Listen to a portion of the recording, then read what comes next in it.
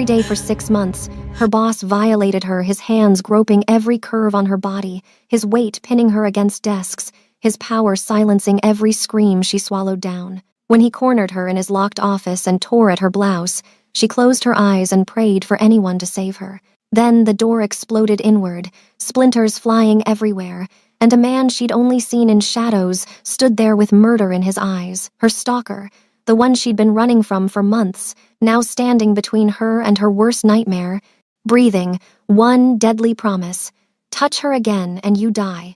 Welcome to K Fairy Tales Stories, besties. Please like, share, and subscribe. Jessica Adi had learned to make herself small.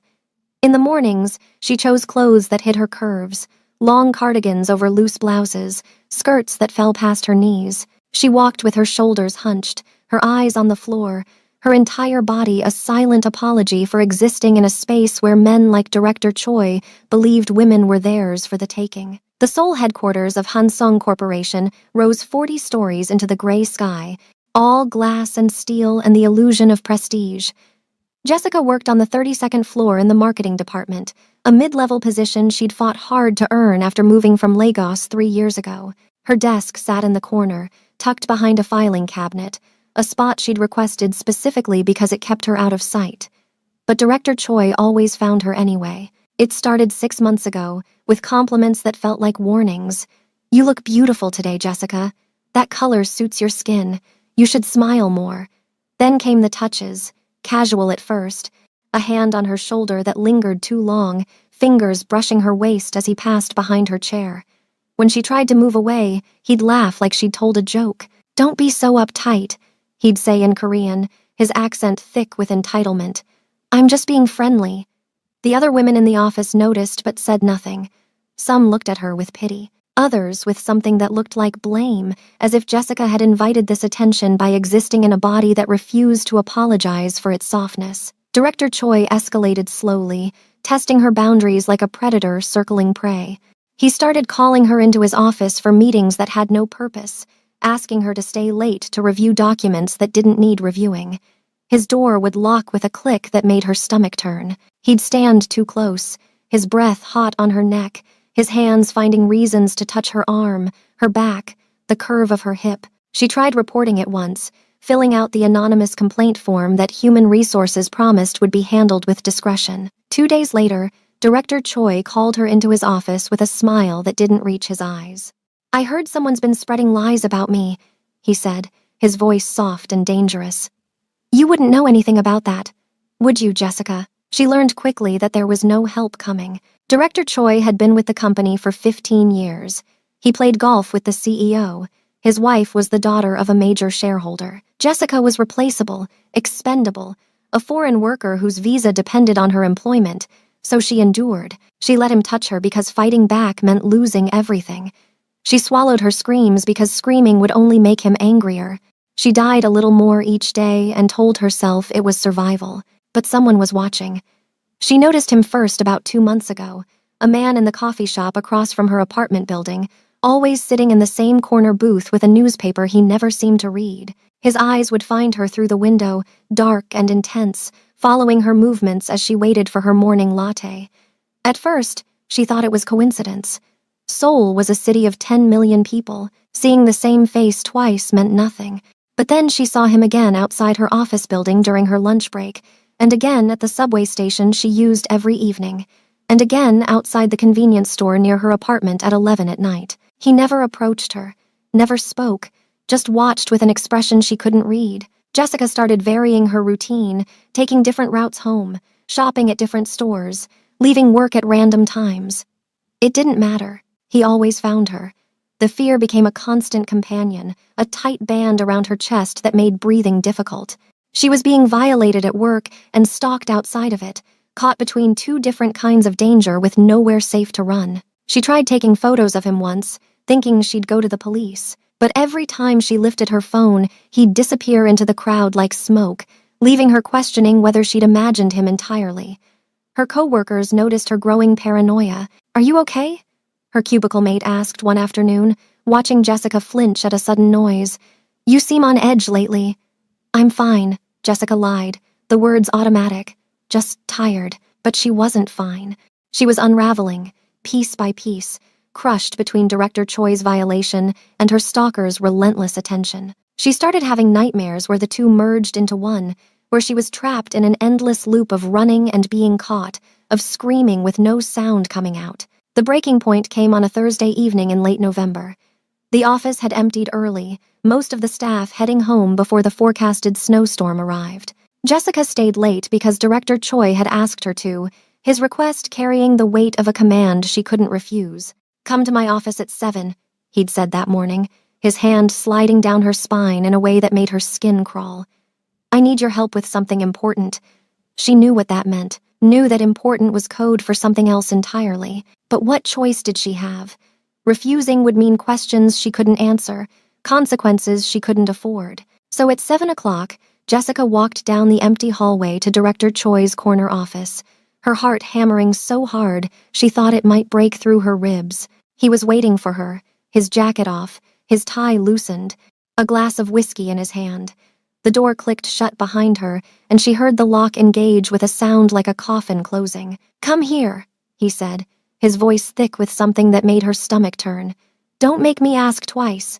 Jessica's feet moved without her permission, carrying her across the expensive carpet to stand in front of his desk.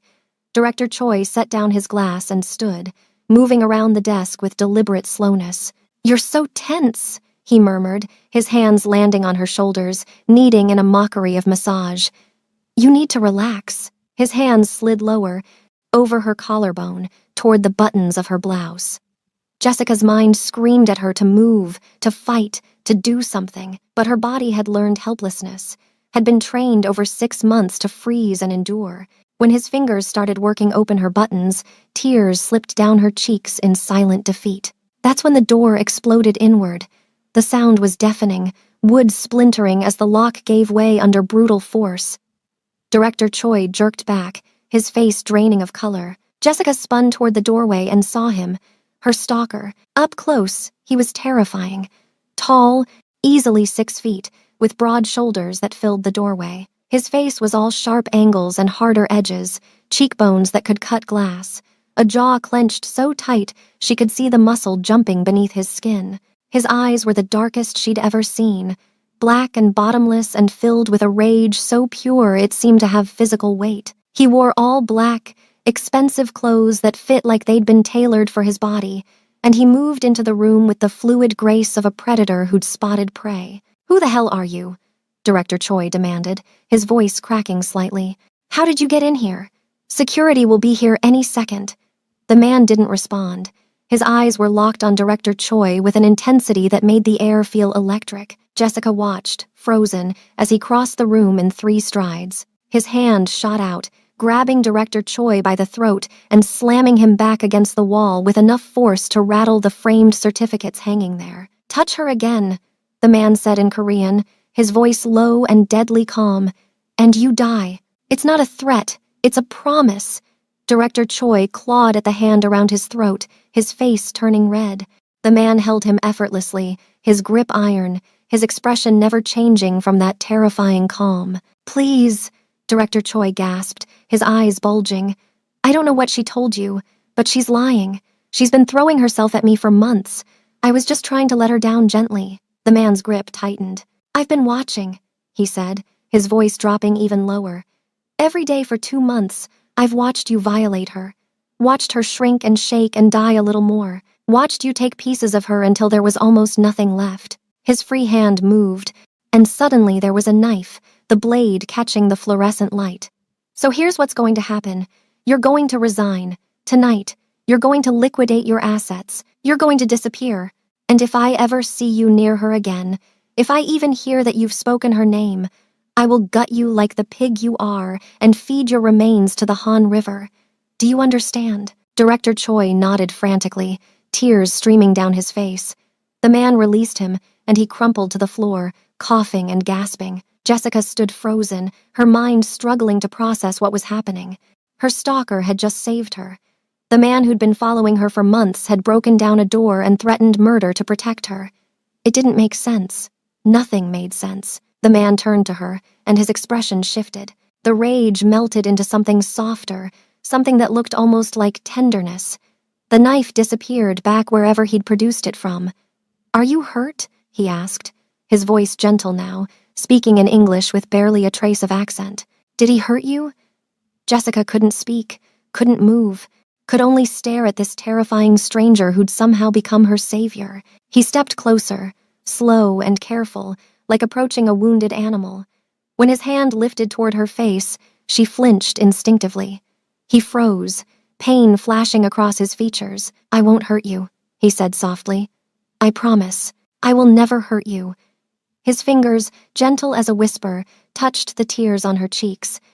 Then he was shrugging out of his jacket, draping it around her shoulders. It swallowed her, warm from his body heat and smelling of expensive cologne and something darker, something like danger and safety mixed together. "We need to leave," he said, "before security arrives. Can you walk?" She managed a nod.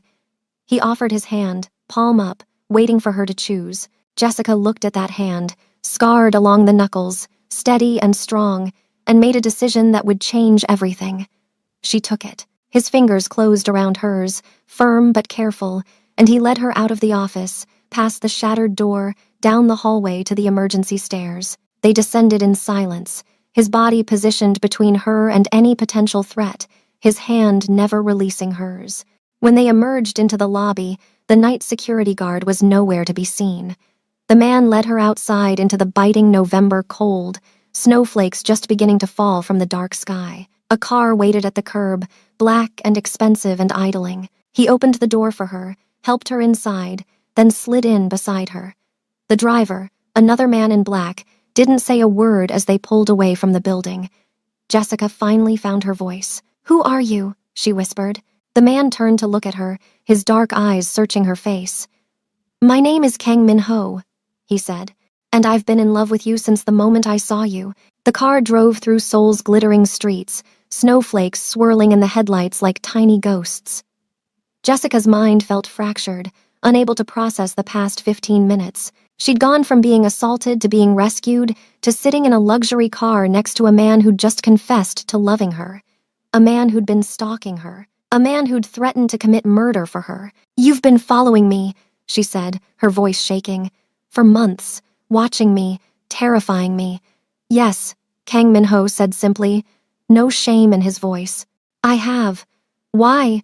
"Because you needed someone to watch over you. Because I could see what was happening to you and couldn't look away. Because every time I saw that bastard touch you, I wanted to kill him." His hands clenched into fists. "Tonight, I almost did." Jessica pressed herself against the car door, as far from him as she could get in the confined space.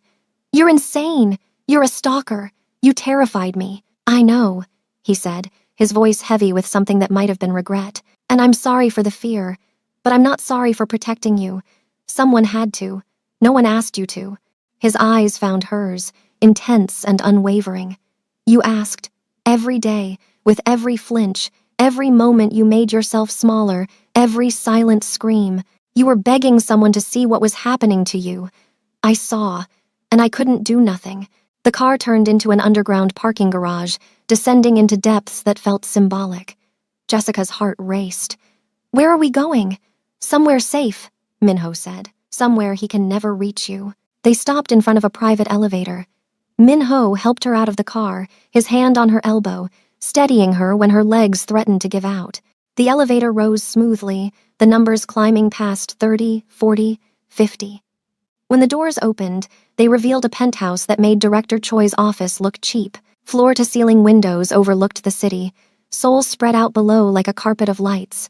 The furniture was minimal but expensive, all clean lines and dark leather. Art that looked museum quality hung on the walls. "This is your home?" Jessica asked, her voice small. "One of them," Min-ho said. "You'll be safe here. No one can reach you without going through me. And trust me when I say no one wants to try." Jessica turned to face him, pulling his jacket tighter around herself. "I don't understand any of this. Who are you? What do you want from me?" Min-ho moved to the windows, his silhouette dark against the city lights. "What do I want?" he repeated, his voice quiet. "I want you to stop flinching. I want you to remember what it feels like to take up space without apologizing for it. I want to watch you become yourself again, whoever that was before he started breaking you." He turned back to her. "And I want you to let me protect you. Let me keep you safe while you heal. That's all." Jessica's laugh was bitter. "That's all? You've been stalking me for months. You broke down a door. You threatened to murder my boss. And now you want to lock me in a tower and pretend you're my savior?" "I'm not pretending anything," Minho said, his voice hardening. "I am your savior. Like it or not, accept it or not, I'm the only thing standing between you and him right now. And yes, I've been watching you, following you, learning everything about you. Your morning coffee order, caramel macchiato with extra foam, your favorite convenience store, the one on the corner near your apartment that stays open all night. The way you hum when you think no one's listening. The scar on your left hand from when you burned yourself cooking. The fact that you cry in the shower because you think the water will hide the sound." Jessica's breath caught. "You're a monster. Maybe," he said, moving closer. "But I'm your monster now, and I will burn this entire city down before I let anyone hurt you again." She should have been terrified. She was terrified, but beneath the fear, something else stirred. Something that felt dangerously like relief. For 6 months, she'd been alone with her violation, carrying the weight of it in silence. And now, someone knew. Someone had seen. Someone had chosen violence on her behalf when she'd been too broken to fight for herself. "You can't keep me here," she said, but the words lacked conviction. "I can," Minho replied. "But I won't. You're free to leave anytime you want. Walk out that door, go back to your apartment, pretend this night never happened. But we both know what waits for you out there. Director Choi won't accept what happened tonight. Men like him never do. He'll come after you. He'll destroy your reputation, your career, maybe your life. He has resources, connections, power. What do you have?" The question hung in the air, brutal in its honesty. Jessica had nothing. No family and soul, no real friends, no support system. She was alone and vulnerable and so very tired of fighting. "What do you want in exchange?" she asked, her voice barely above a whisper. "There's always an exchange." "Nothing," Minho said, and the simplicity of it was somehow more terrifying than any demand could have been. "I want nothing from you except the chance to keep you safe. Stay here, rest, heal. And when you're ready, when you remember who you were before he broke you, then you can decide what comes next." He moved toward a hallway leading deeper into the penthouse. "There's a bedroom through there. Everything you need is already prepared. Clean clothes, toiletries, food in the kitchen. Make yourself at home. And Jessica," he paused, looking back at her, "lock your door if it makes you feel safer. I won't come near you unless you ask." Then he was gone, disappearing into a different part of the penthouse, leaving Jessica alone in the vast living room with the city glittering below and her entire life shattered behind her. She stood there for a long time, trying to decide what to do. Run, stay, scream, cry, sleep. In the end, exhaustion made the choice for her. She walked down the hallway to the bedroom he'd indicated, found a space that looked like it had been designed specifically for her. Soft neutrals, warm lighting, a bed that could fit 4 people, everything expensive and impersonal and safe. She locked the door, Minho's jacket still wrapped around her shoulders, and collapsed onto the bed. For the first time in 6 months, she fell asleep without crying. Jessica woke to sunlight streaming through windows she hadn't closed, and the smell of coffee. For a moment, she forgot where she was. Then memory crashed back. Director Choi's hands, the exploding door, Kang Min-ho's dark eyes promising murder. She sat up, her heart racing, and realized she was still wearing yesterday's clothes, still wrapped in Min-ho's jacket. The door was still locked. She'd slept through the entire night without nightmares. That alone felt like a miracle. After a moment's hesitation, she unlocked the door and ventured out. The penthouse looked different in daylight, less intimidating, almost welcoming. She found Min-ho in the kitchen, dressed casually in black pants and a white shirt, his sleeves rolled up. He was cooking something that smelled incredible. "Good morning," he said without turning around, as if her presence was expected and welcome. "Did you sleep well?" Jessica didn't answer, still trying to reconcile this domestic scene with the man who'd threatened murder last night. "Coffee's on the counter," he continued, gesturing with a spatula. "I didn't know how you take it, so I left everything out.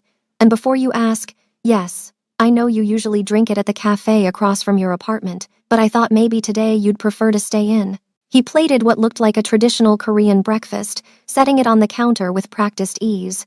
Then he finally turned to look at her. "How do you feel?" "Confused," Jessica admitted. "Scared, angry, grateful. I don't know what I feel." "That's fair," Minho said, pouring himself coffee. "You've been through hell.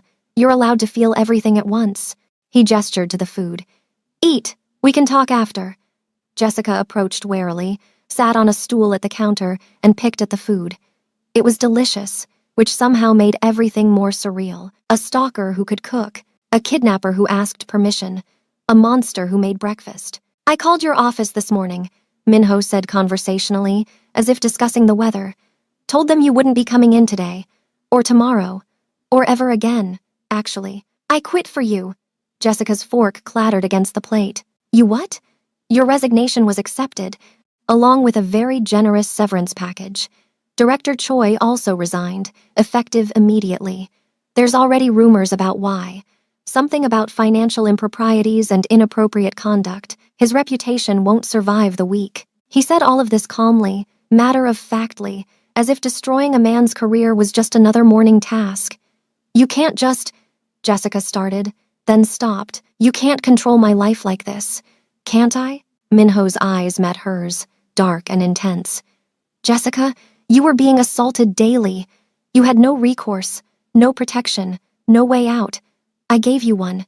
If that's control, then yes, I'm controlling your life.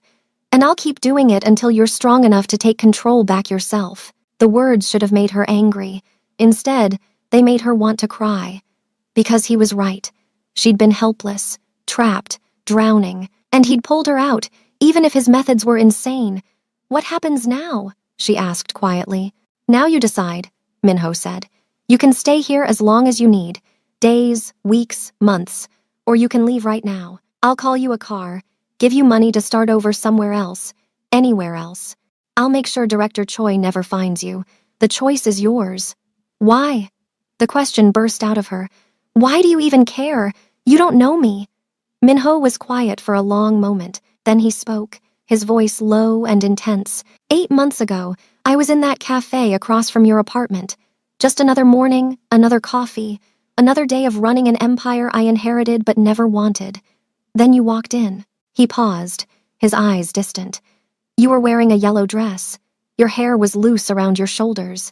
You were laughing on the phone with someone, your whole face lit up with joy. And when you smiled at the barista, when you said thank you in Korean with that accent, when you moved through the space like you belonged in the world, something in me just," he made a gesture like something breaking, "woke up. I'd been dead inside for so long I'd forgotten what it felt like to want something, to need something, to see another person and think, that's what life looks like. That's what happiness looks like. I want to be near that." Jessica stared at him, unable to speak. "So I started coming back," Minho continued, "day after day, just to see you smile, just to watch you exist. And then one day, about 2 months ago, I saw him, saw the way you flinched when he touched you, saw the light go out of your eyes, saw you start to disappear." His hands clenched, "And I couldn't just watch that happen. So I followed you, made sure you got home safe, watched over you, and every day I saw what he was doing to you. It took everything in me not to kill him." "Why didn't you just talk to me?" Jessica asked. "Why the stalking?" "Because you were terrified," Minho said simply. "You'd learned not to trust anyone. If I'd approached you like a normal person, you would have run. Or worse, you would have smiled and pretended everything was fine because that's what you'd been trained to do. So I stayed in the shadows, kept you safe from a distance, waited for the moment I could step in without making things worse." His eyes found hers. "Last night was that moment. When I saw him lock that door, when I saw your face, I knew I couldn't wait anymore. So I didn't." "This is insane," Jessica whispered. "Everything about this is insane." "Yes," Minho agreed, "but you're alive, you're safe, and you never have to see him again. That's what matters." Jessica's phone, which had been in her pocket all night, suddenly buzzed. She pulled it out, saw Director Choi's name on the screen, and her entire body went cold. Minho noticed immediately. He plucked the phone from her trembling hands, read the message, and his expression turned to stone. "May I?" he asked, his voice dangerously calm. She nodded, not trusting herself to speak. Min-ho typed rapidly, his fingers moving with precise violence. Then he showed her what he'd written. "This is Kang Min-ho. Jessica is under my protection now. Contact her again and I will destroy you. Not your career, not your reputation. You, personally and completely. This is your only warning." He hit send before she could protest. "Jessica," he said, his voice gentle despite the threat he'd just made, "you need to understand something. I'm not a good man. I've done things that would horrify you. I run a security company that operates in the shadows. I have resources most people can't imagine, and I will use every single one of them to keep you safe. That's not negotiable." "Who are you really?" Jessica asked. "Kang Min-ho," Min-ho said. "Heir to the Kang family fortune, CEO of Kang Security Solutions, which provides, let's call it specialized protection to people who can afford discretion. I'm powerful enough that men like your former boss are beneath my notice, and I'm dangerous enough that when I make threats, people believe them." He leaned forward, his intensity focused entirely on her. "And right now, all of that power, all of that danger, it's yours. Everything I am, everything I have, it's at your disposal. You just have to let me help you." Jessica's world had shifted so completely in the past 12 hours that she barely recognized it. Yesterday, she'd been drowning. Today, she had a monster offering to fight her battles. "I don't know what to say," she admitted. "Say you'll stay," Min-ho said quietly. "At least for a few days. Let me prove that I'm not just another threat. Let me show you what it feels like to be protected instead of violated." Against every instinct screaming at her to run, Jessica heard herself say, "Okay, I'll stay." Min-ho's entire expression transformed. The dangerous edge softened into something that looked almost vulnerable. "Thank you," he said, and the simple sincerity of it made her chest tight. Over the next few days, Jessica discovered that living with Kang Min-ho was nothing like she'd feared. He gave her space, respected her boundaries, treated her like something precious rather than something owned. In the mornings, she'd wake to find breakfast already prepared, coffee waiting, everything she might need thoughtfully provided. He'd leave for work around 9, heading to the Kang Security Solutions headquarters downtown, but would text her throughout the day, just checking in, making sure you're okay. No pressure to respond. She did respond, though, slowly. Short messages at first. "I'm fine. Thank you for breakfast." Then longer ones. "I went out on the terrace today. The view is incredible." Then conversations. "What do you do at this security company? Is it legal?" His responses were honest, almost disarmingly so. "Mostly legal. We provide protection for people who need it. Sometimes that means bodyguards. Sometimes it means making problems disappear. I won't lie to you about what I am, Jessica, but I'll never let that darkness touch you." At night, he'd come home and cook dinner, the two of them eating at the massive dining table that felt too big for just two people. They'd talk, carefully at first, dancing around the reality of their situation. He told her about growing up as the only son of a father who built an empire through fear. She told him about Lagos, about the family she'd left behind to chase opportunity in Seoul, about how alone she'd felt until that loneliness became normal. By the third day, Jessica realized she hadn't thought about Director Choi once. The constant anxiety that had lived in her chest for 6 months was gone, replaced by something she was afraid to name: safety, trust, maybe even the first fragile shoots of healing. On the fourth night, over dinner, Min-ho set down his chopsticks and looked at her with unusual seriousness. "I need to tell you something," he said, "about Director Choi." Jessica's stomach dropped. "What about him?" "He filed a police report," Min-ho said, "claiming I assaulted him, claiming I threatened his life. Technically, both are true. There might be an investigation." Jessica's hand flew to her mouth. "Will you be arrested?" "No," Min-ho said calmly.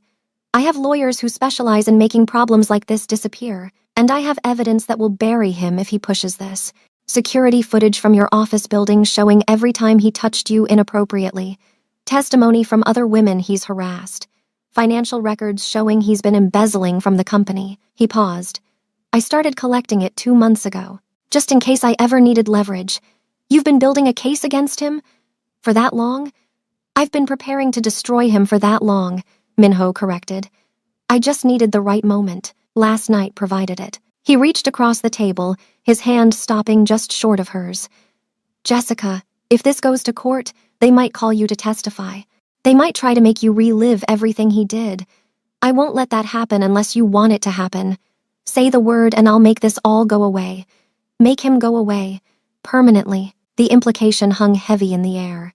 Jessica looked at this man who was offering to commit murder for her, who'd threatened it before and would clearly follow through if she asked. Part of her, a dark part she didn't want to acknowledge, wanted to say yes. But I don't want you to kill him, she said finally. I want him to face actual consequences. I want justice. Then you'll have it, Minho promised. I'll make sure of it. The investigation moved quickly. Within a week, Director Choi was arrested on multiple charges: embezzlement, sexual harassment, assault. The evidence Minho had compiled was airtight, impossible to refute. 3 other women came forward, telling stories that echoed Jessica's. The company that had protected Director Choi for so long turned on him instantly, distancing themselves, offering Jessica a formal apology and a settlement that would have set her up for years. She refused the money. She didn't want their guilt payment. She wanted acknowledgement that what happened to her was real, was wrong, was unforgivable. Through all of it, Minho was there. Not hovering, not controlling, just present. He sat beside her during police interviews, his hand available if she needed it. He arranged for a therapist, a woman who specialized in trauma, who helped Jessica start unpacking 6 months of violation.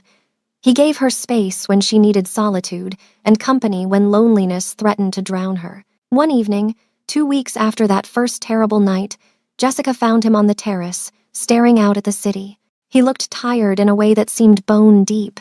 She joined him at the railing, the November wind cold against her skin. Thank you, she said quietly. For everything you've done. You don't need to thank me, Minho said. I did what anyone should have done. No, Jessica said firmly. You did what no one else would do. You saw me when I was invisible. You protected me when I couldn't protect myself. You gave me a way out when I thought there wasn't one. That's not nothing. Minho turned to look at her, his dark eyes searching her face. How are you really doing? Better, she admitted. The nightmares are less frequent. I can breathe without that constant panic. I'm starting to remember what it felt like before. She paused. But I'm also terrified. Of what? Of this. She gestured between them. Of whatever this is becoming. Of the fact that I'm starting to feel safe with you when I should probably still be terrified. You should be terrified, Minho said honestly. I'm not a safe person, Jessica. I've hurt people. I'll hurt more people if they threaten you. I'm possessive and controlling, and I want things I have no right to want. But he reached out slowly, giving her time to pull away, and when she didn't, his fingers brushed her cheek. I will never hurt you. That's the one thing I can promise absolutely. I will never be him. Jessica leaned into his touch without meaning to, her body making choices her mind hadn't approved yet. She was falling for her stalker, for the man who'd threatened murder on her behalf, for the monster who cooked her breakfast and gave her space and treated her like she was worth protecting. This is crazy, she whispered. Completely insane. Yes, Minho agreed, his thumb tracing her cheekbone. Does that change how you feel? She looked up at him, this dangerous, beautiful man who'd saved her in the most violent way possible. No, she admitted, it doesn't. Something shifted in his expression, hope and hunger and desperate restraint all at once. Jessica, he said carefully, I need to tell you something, and you need to understand what it means. What? I'm in love with you. He said it simply, factually, like stating the weather. I have been since that first moment I saw you smile. And it's not the kind of love that goes away or fades or changes. It's the kind that consumes, that obsesses. That would tear the world apart to keep you safe. He stepped closer, his presence overwhelming. I want you. Not just sexually, though God knows I want that too. I want your mornings and your evenings and every moment in between. I want to watch you heal and grow and remember who you were. I want to be the person you turn to when you're scared or sad or happy. I want everything. Jessica's heart hammered against her ribs. I don't know if I can give you everything, she said honestly. I'm still broken, still healing, still figuring out who I am after everything that happened. I know, Minho said, and I'm not asking you to give me anything right now. I'm just telling you what I want, what I'm willing to wait for, what I'll protect until you're ready to decide if you want it too. What if I never want it? Then I'll live with that, he said. But I'll still keep you safe, still make sure you have everything you need, still love you from whatever distance you require. Because that's what love is, Jessica. It's not taking, it's giving everything and asking for nothing in return. His words broke something open inside her. She thought of the past 2 weeks, of waking up safe every morning, of coffee already made and boundaries respected and someone choosing violence on her behalf without asking her to be grateful for it. I'm not ready, she said carefully, for everything. For what you want, I need time. Take all the time you need, Minho said immediately. I'm not going anywhere, but, she continued, her voice shaking slightly, but maybe we could start somewhere. Something small. Like what? Like this, Jessica said, and stood on her toes and pressed her lips to his. For a moment, Minho went perfectly still, like he'd stopped breathing. Then his hands came up to frame her face with devastating gentleness, and he kissed her back. It wasn't soft, it wasn't gentle. It was desperate and hungry and full of 2 weeks of restraint finally breaking. His mouth moved against hers like he was trying to memorize the taste, like he couldn't believe this was real, like he'd been starving and she was sustenance. Jessica's hands fisted in his shirt, pulling him closer, and somewhere in the back of her mind, she registered that she wasn't scared. For the first time in 6 months, a man was touching her and she wanted it, craved it, felt heat instead of terror spreading through her veins. Minho pulled back, breathing hard, his forehead resting against hers.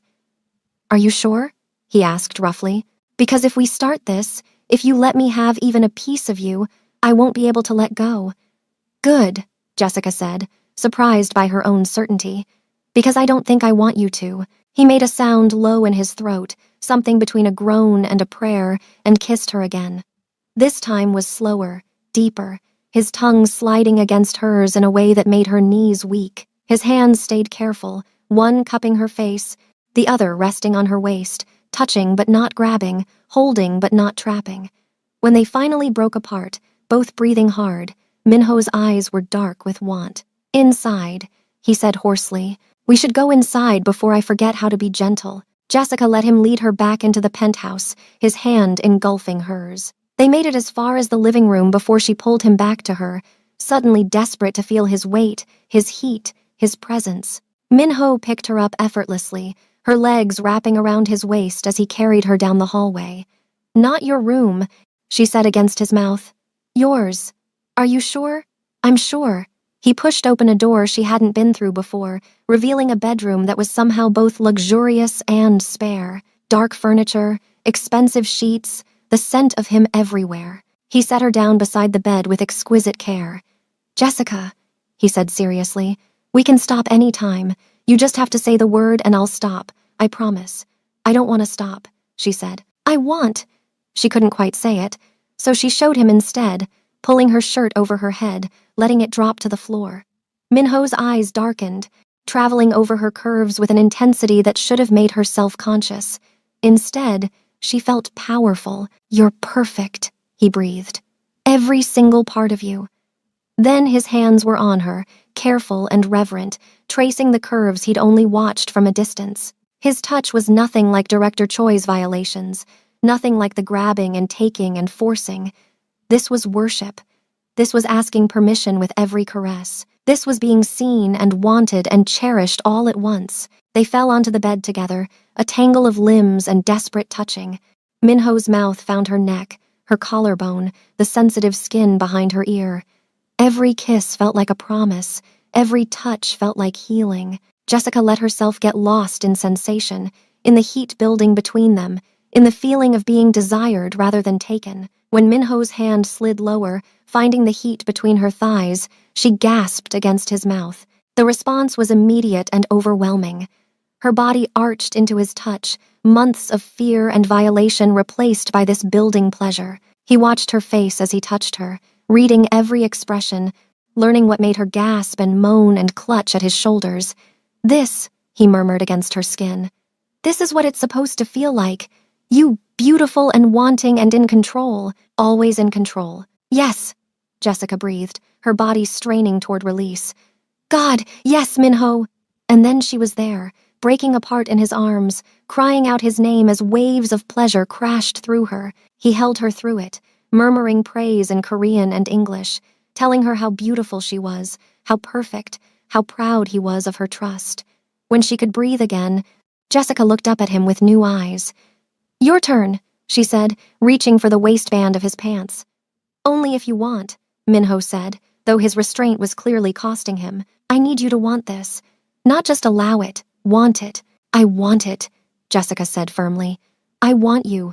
I want all of this. And the relief that crossed his face, the pure joy of being wanted in return, made her chest tight. They came together slowly, carefully, Minho watching her face the entire time, making sure she was okay, checking in with whispered questions. Does this feel good?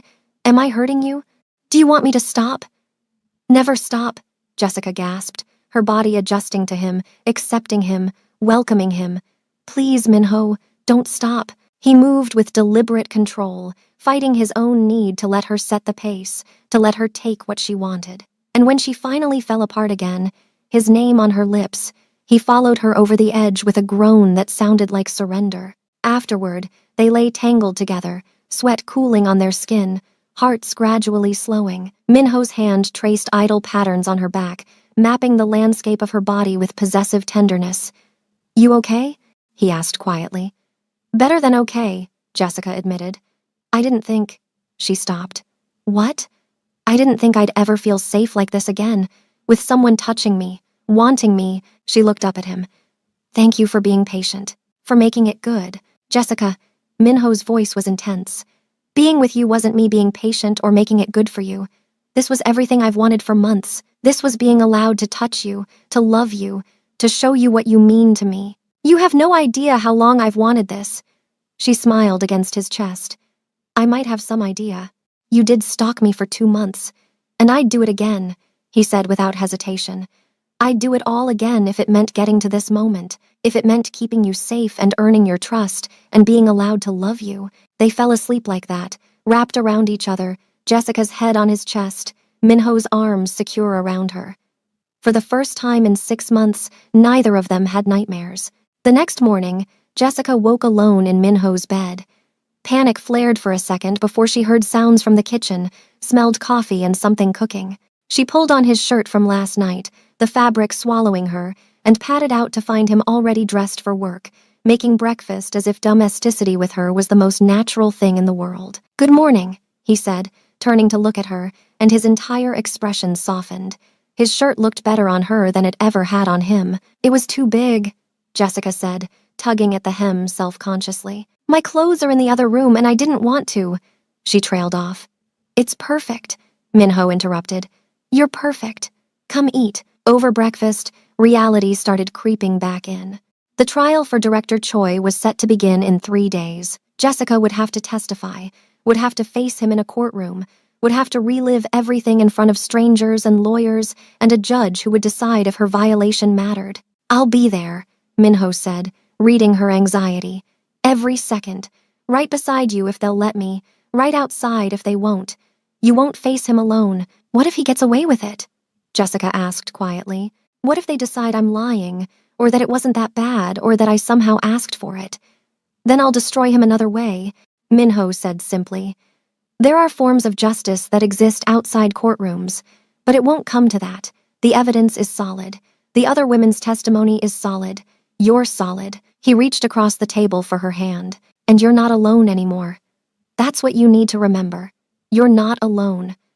The trial was everything Jessica had feared. Director Choi sat at the defense table looking wounded and wronged, playing the victim with practiced ease.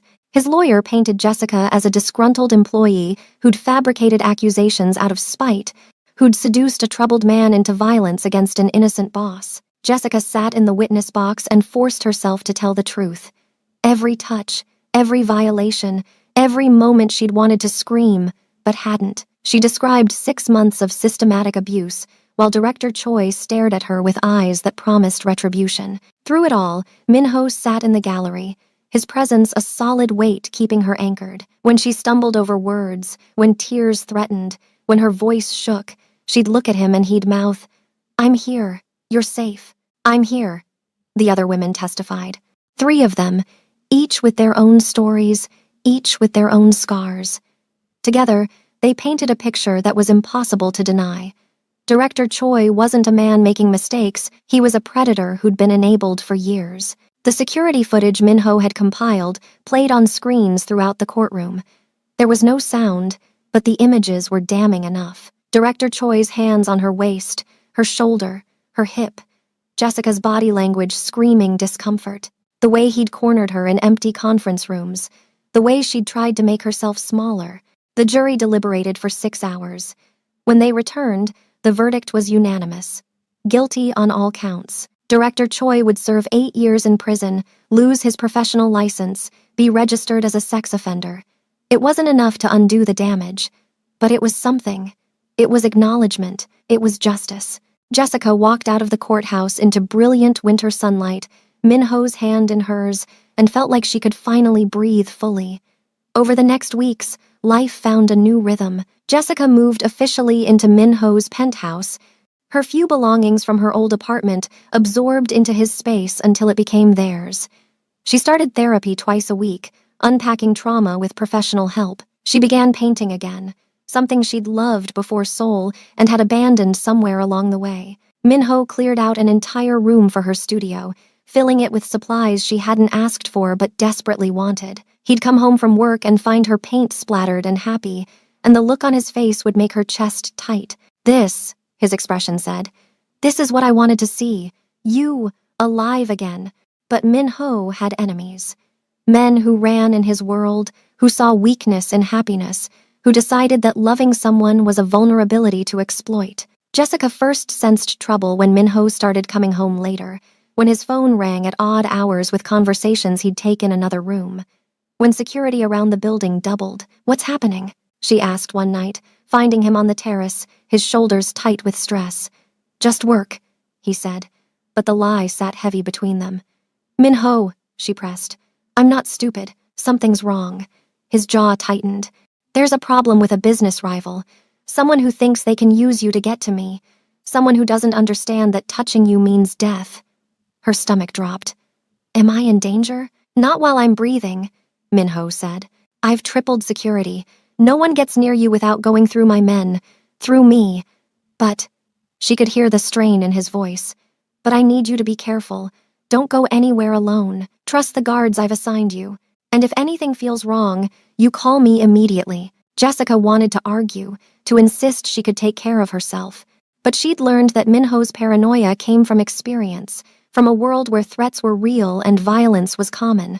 So she nodded, agreed, let herself be protected. The attack came anyway. Jessica was at her therapy appointment, Minho's guards stationed outside, when 3 men posing as facility maintenance entered the building. They moved with professional precision, eliminating the guards in seconds. By the time Jessica heard the commotion and tried to run, they were already in the office. Her therapist screamed. One of the men knocked her unconscious.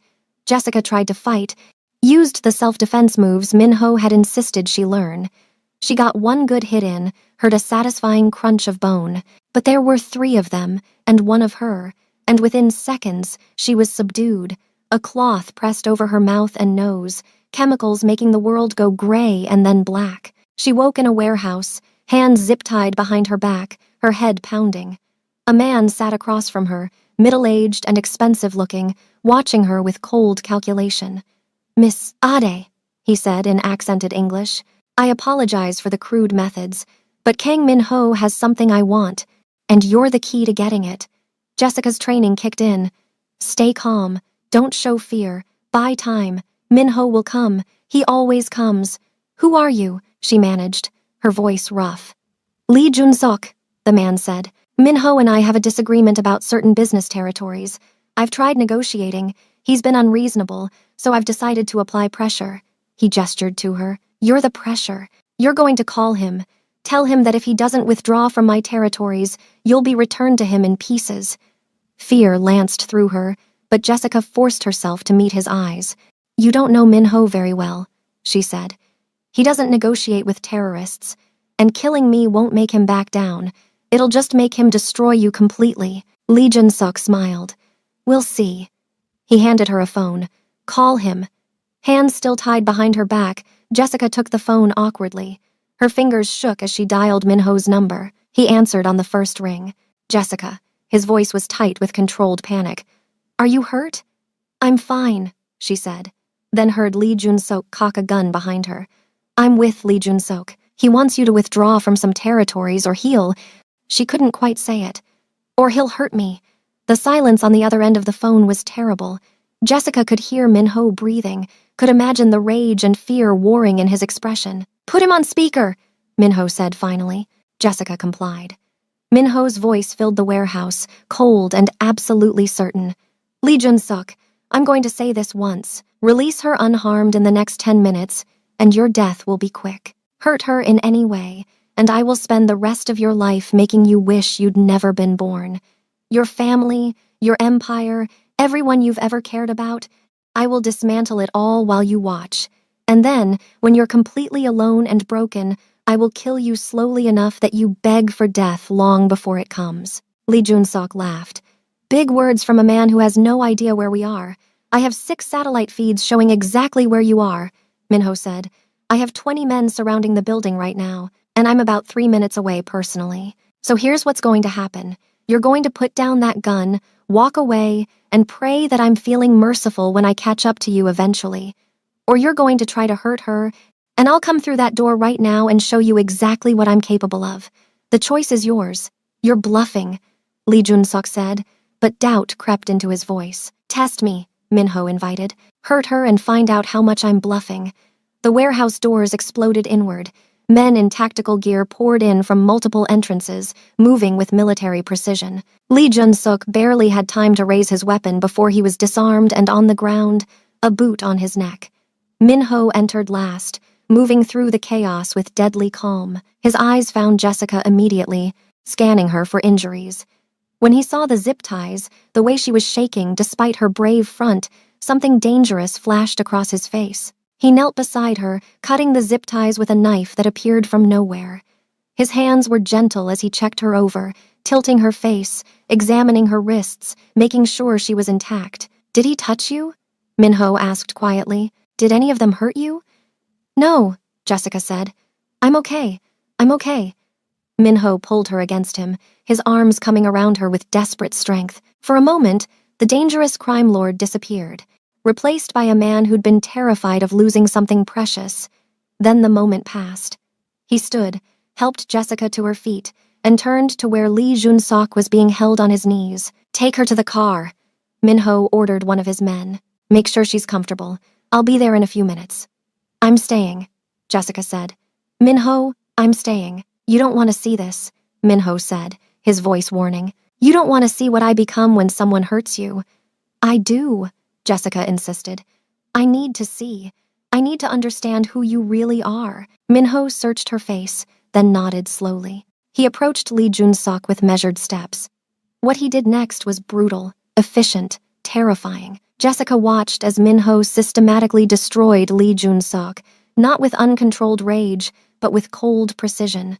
Every hit was calculated. Every question was asked in that deadly, calm tone. Every answer that Minho didn't like was punished methodically.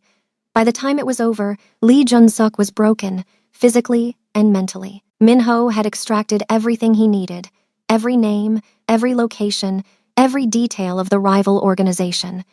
Then he stood, looked down at the man who'd tried to use Jessica as leverage, and said one simple word to his men: disappear him. They dragged Lee Jun-suk away. Minho turned back to Jessica, blood on his knuckles, his shirt torn, his eyes still carrying that cold violence. Now you know, he said quietly. This is who I am. This is what I do to protect what's mine. Jessica should have been horrified, should have run, should have seen a monster. Instead, she saw a man who'd moved heaven and earth to save her, who'd promised violence on her behalf and delivered it, who'd become something dark and terrible because someone had threatened her. I love you, she said.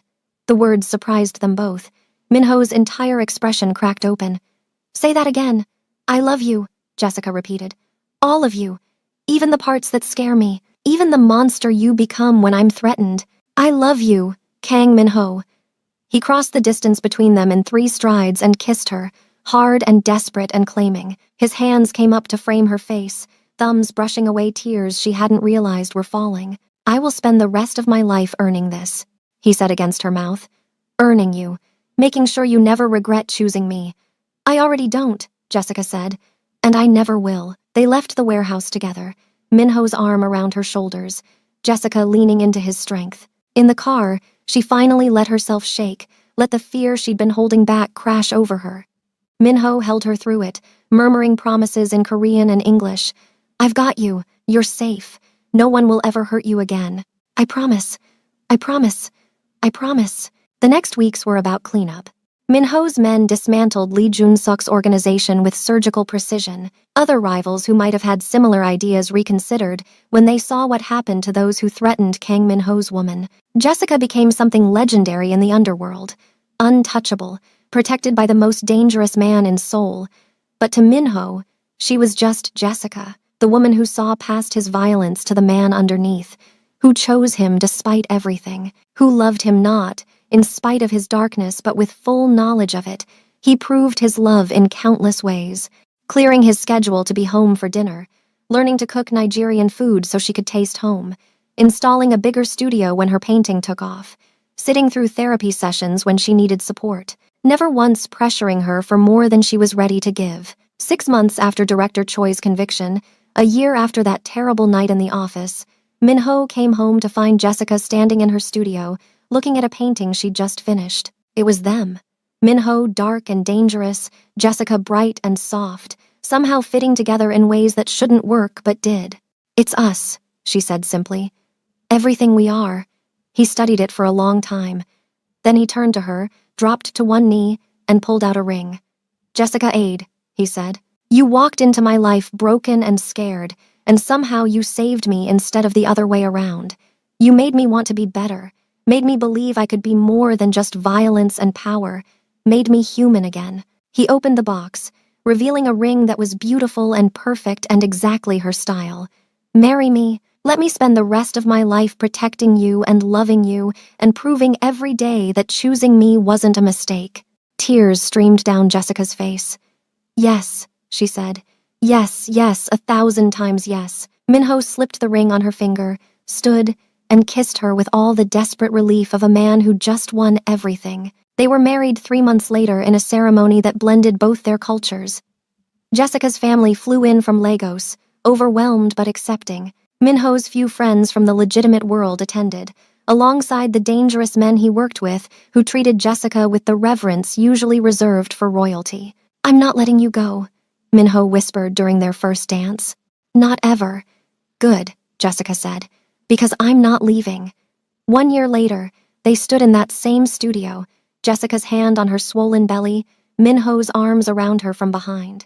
Our daughter, he murmured against her ear, his hand covering hers. She's going to be so loved, so protected, so cherished. She'll never know what it feels like to be unsafe, because she'll have you as her father, Jessica said, and you'll teach her to be strong. And because she'll have you as her mother, Min-ho corrected, you'll teach her to be brave. That survival isn't just about protecting yourself, it's about building a life worth living afterward. They stood there in comfortable silence, watching the sunset over Seoul, 2 broken people who'd somehow built something whole together. Jessica thought back to that night in Director Choi's office, to the moment she'd closed her eyes and prayed for salvation. She'd never imagined it would come in the form of a dangerous man who'd been watching her from the shadows, who'd threatened murder on her behalf, who'd loved her fierce enough to destroy anyone who tried to hurt her. But here she was, safe, loved, healing, building a future with a man who'd started as her stalker and become her savior, her protector, her partner, her everything. Touch her again and you die, Min-ho had promised that night, and he'd kept that promise, had built an entire life around keeping her safe. Jessica placed her hand over Min-ho's on her stomach, feeling their daughter move beneath their joined palms. Thank you, she said quietly, for everything, for seeing me, for saving me, for loving me. I'd do it all again, Min-ho said. Every moment, every choice, Every act of violence, I'd do it all again to get to this moment, to get to you.